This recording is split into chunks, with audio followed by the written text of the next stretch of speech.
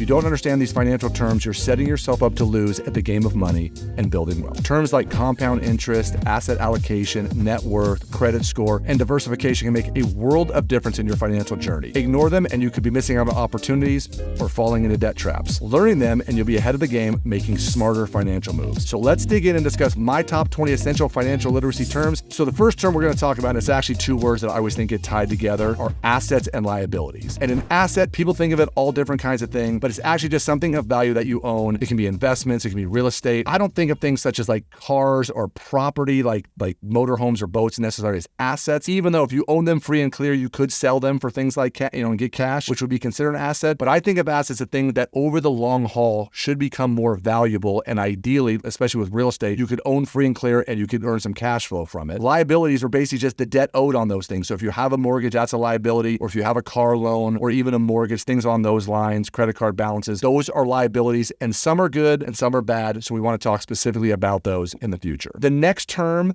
that people talk about, and I think it's a little bit confusing for people, is net worth. And net worth is really just the difference between the total of your assets and the total of your liabilities. But again, to me, net worth is kind of an overblown topic. So as an example, let's say I owned a home free and clear that I lived in that was worth $1 million.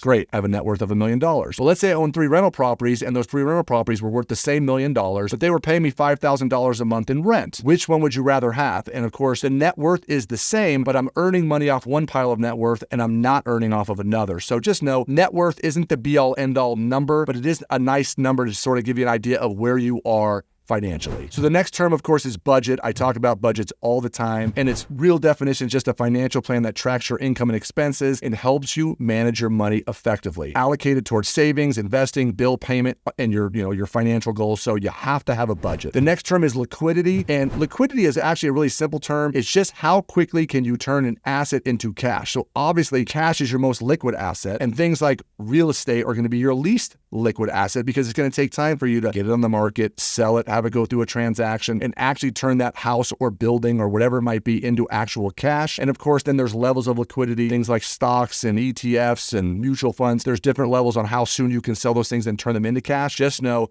the more liquid it is, things like cash, versus the less liquid it is, things like real estate. So the next one is emergency fund or rainy day fund. You can call it whatever you want to. It's basically just a savings account set aside for unexpected expenses or financial emergencies. And really, 3 to 6 months, anywhere from there to 6 to 12 months of living expenses is good for most people. It just depends on how you feel about your income, your job, and how much you're willing to not have a bunch of cash laying around. Some people are more risk averse than others. So just know, you can call it a lot of different things, but it's something you need to have and be aware of. The next term is the word interest. And interest, of course, is just the cost of borrowing money, or it is the amount of money you earn on your savings account or earn on your investments. So you want to be on the positive side of interest, basically meaning you're earning more interest and you're paying out. So paying attention to your interest rates on both directions of where you have money going is just something you need to be fully aware of. And interest is kind of a term that can be used in a lot of different ways. So following up that is the word compound interest. And again, I always show compound interest is the 8th wonder of the world. It's basically just interest calculated on both your initial principal and your accumulated interest. So if you had an account, you put $100 in it, and now you earned interest, say 10%, you had $110 in it. The next time you're going to earn $11 versus $10 of interest. And again, if you keep adding to a 401k or a Roth IRA and you keep putting money in there and you keep having the actual interest keep staying in those accounts, over time you're going to have exponential growth. And you need to know how compound interest works and how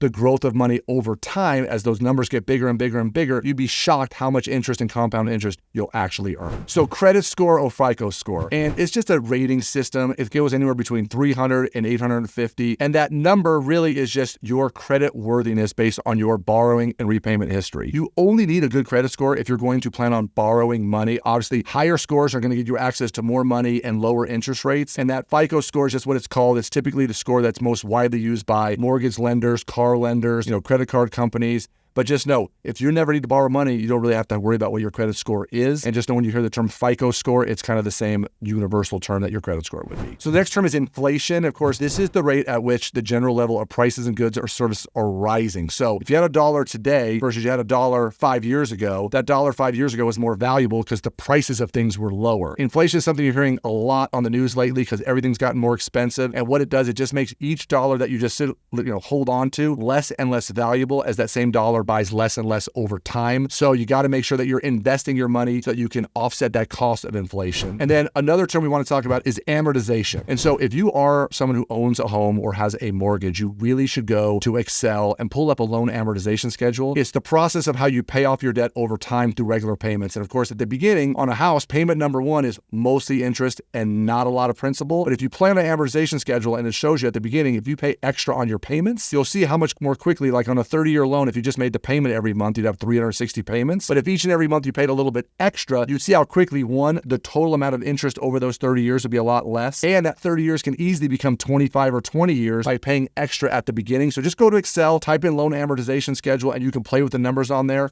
It's actually very interesting to see how much money you can save by not paying that much extra each month, especially at the very first handful of years on a 30 or 15-year mortgage.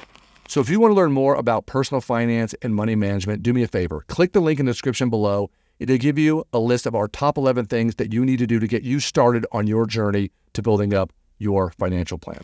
All right, so these next 10 terms are more about investment terms. The first one are stocks, and stock is just a piece of ownership in a company. So you buy a specific company, you own that stock, and it makes you partially an owner in that company. It's really kind of a simple and easy thing. Bonds, basically bonds are debt secured by corporations or governments. So what those companies are doing is they're trying to raise funds, and you're basically giving them money by buying a bond, and they're agreeing to pay you an interest rate. So bonds for years, especially government bonds, were always really good tools because it was guaranteed to make whatever interest rate they were going to pay you. So it's a very safe and secure investment. And you'll see people when they have these pools of funds, let's say in your 401k or IRA, some of it will be in bonds, some of it will be in stocks, and some of it will be in mutual funds. And so that's a term we're going to talk about next, which are mutual funds. And what mutual funds are is just a conglomeration of a bunch of different assets that we're going to talk about in today's video here. But really what it does, it allows you to diversify with being able to only buy one thing. So the big difference between a mutual fund and ETFs, which are exchange traded funds, are ETFs trade more like a stock. You can buy and sell them during the trading day on the market, where a mutual fund can only be bought and sold once the market is closed. But technically, they're very similar. It's just a portfolio of funds, like I said, whether it's stocks, bonds, or a group of companies in there.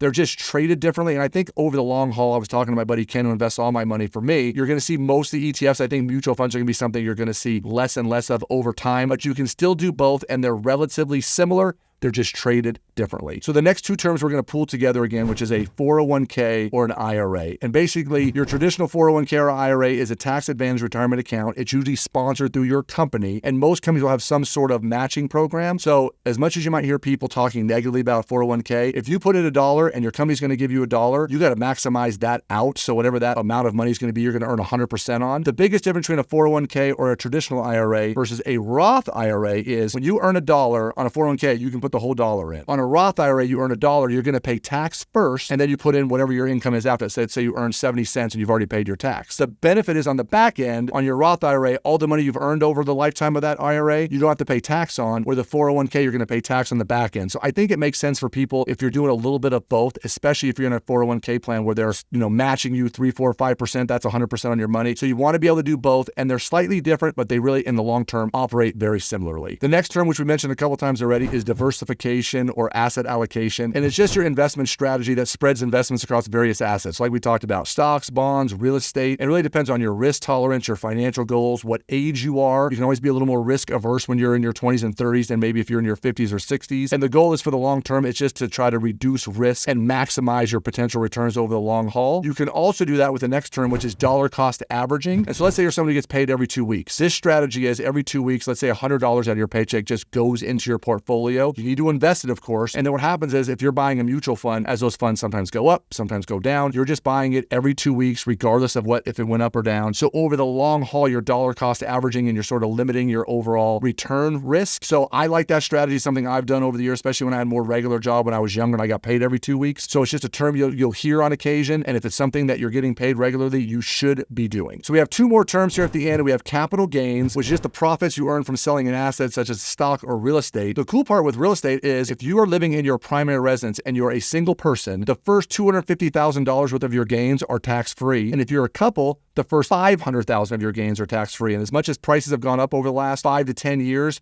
that number for some people, it won't even cover all your capital gains. But the cool part is a large chunk of whatever your gains are will be no tax charge on those. So just know it's just an increase or potentially a capital loss, which would just be a decrease in your assets. And then the last term is tax deductions. And those are just things where you want to legally figure out how to lower your tax burden, which means, deductions like mortgage interest, student loan interest, charitable donations. These are things, and of course you want to talk to your CPA, because I am not a CPA, about what things you need to make sure that you're monitoring and tracking so you can do the proper tax reduction so that you can, maximize your income, potentially get a tax return check coming back in the mail, and then you can use that money to then reinvest, start to do more things to build up your long-term wealth and financing. So there are tons more terms. These are kind of my top 20 basic starter terms. If you have questions about any of these, by all means, reach out. We're happy to answer any questions you may have, or reach out to your financial planner, your CPA. I'm sure they can answer some of these questions for you as well.